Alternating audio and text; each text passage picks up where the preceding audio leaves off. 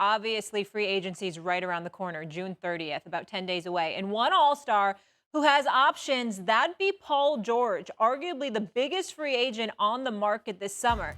He's unrestricted and can go to any team that has the resources to add him, either via cap space or a sign-in trade with the Clippers. If George makes it clear he's going to leave anyway. Here's PG-13 on what he wants. For sure, contributing to winning basketball. But, I mean, at this point, I'm not even necessarily, like, it's not even about, like, people saying chasing a championship. Like, it's not that. But it's playing the right style of basketball. Interesting. Not about chasing a championship, but the right style of basketball, the right fit.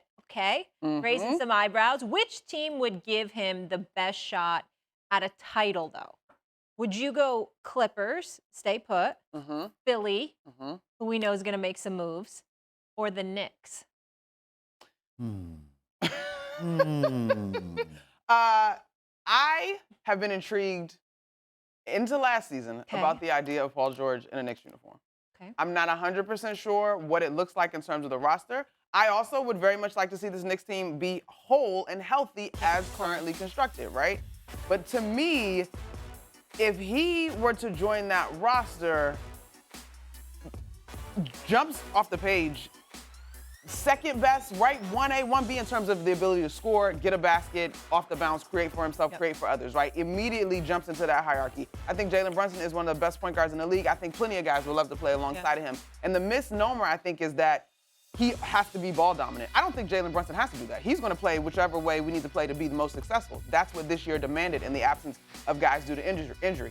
So to me, the George thing in New York is very, very So you think he interesting. works in the system? You think he works with Tibbs? Because obviously he alluded to that. I do. And you're right, Molly, because I think what Tibbs has built in terms of the culture in New York is something that has to be delicately protected. Like, we sat up here down in postseason and hollered about minutes, but the minutes things is he has guys that want to play. They want to compete at a high level. He's always prepared. I think that on both sides of the ball, Paul George fits what head coach Tom Thibodeau does.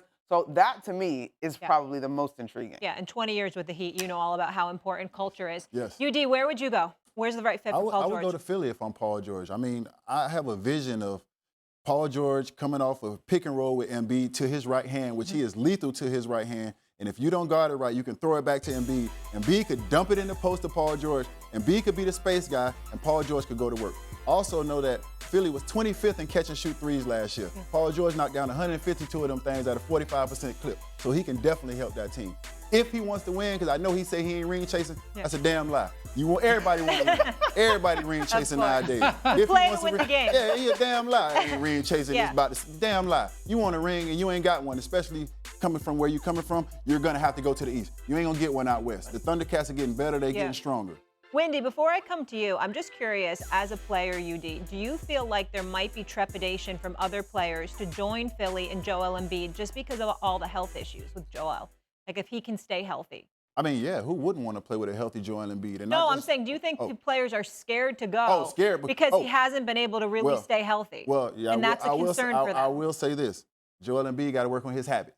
If you're talking about winning a championship and you want to bring guys to Philly and you want to be the leader of that organization, if you're going to lead, guys are going to follow, and you can't lead with bad habits. So, yes, there is a question about Joel Embiid conditioning. There's questions about Joel Embiid habits. But if you're a guy like Paul George and you have the talent and you can create a big three that can match the Boston big three, you have to come and have those conversations with Joel Embiid. Somebody has to have those face-to-face, authentic conversations with Joel Embiid. And then we're going to find out how great Joel Embiid wants to be, because we know how great he can be. We know how great he is now. But how great does he really want to be? So you think there's kind of a Luka situation with Joel Embiid as well? Well, he's 30. He's a little more mature. Luka's 25, so there's a difference in age here.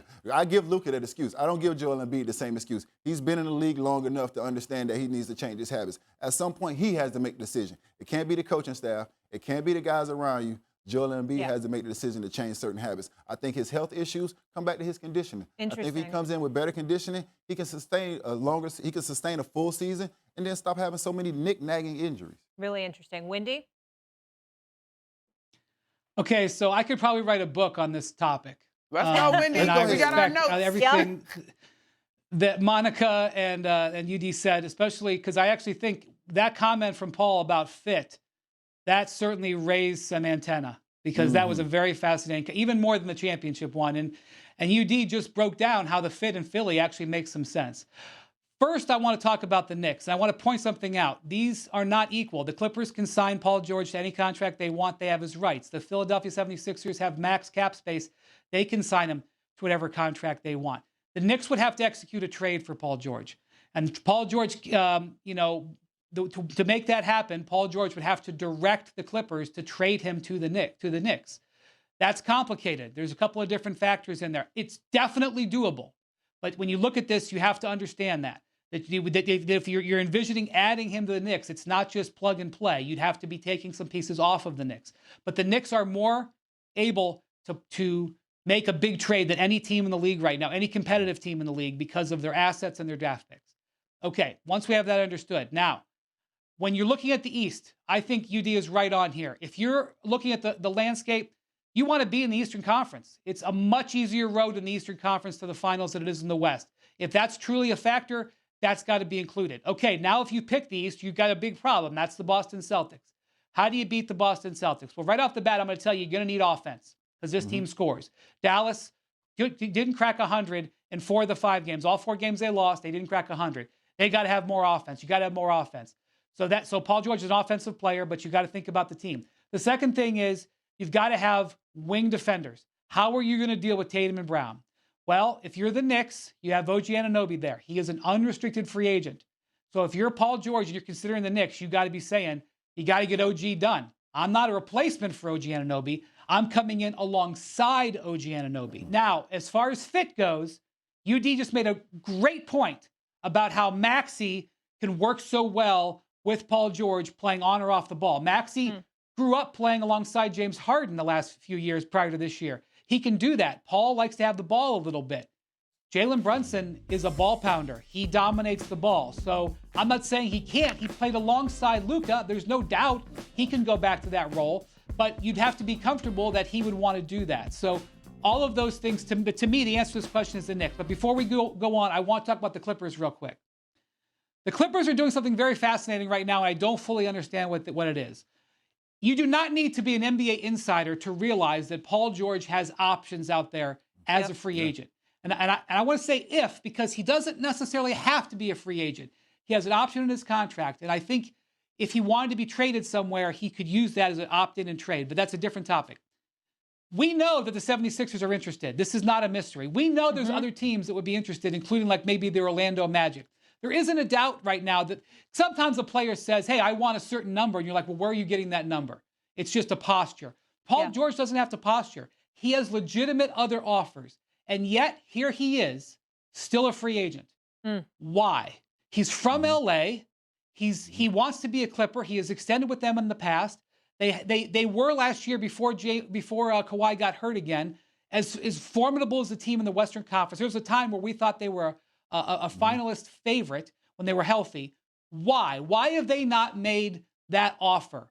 They know he's got other options. And what we're led to believe is that the offer that they made to Kawhi, which was 3 years and $150 million. By the way, it's not just the annual money. It's also the years. If I'm 35-year-old Paul George, I want 5 years from the Clippers. I'm eligible to get 5 years. I want all 5, or at least 4.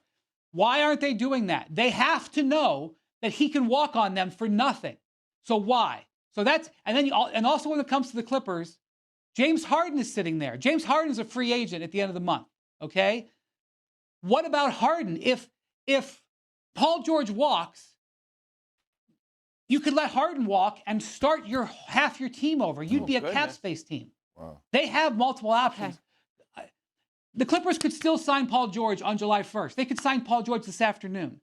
But the fact that they are not seemingly reacting to what his market clearly is something to pay attention to. It's a bit of a fascinating development.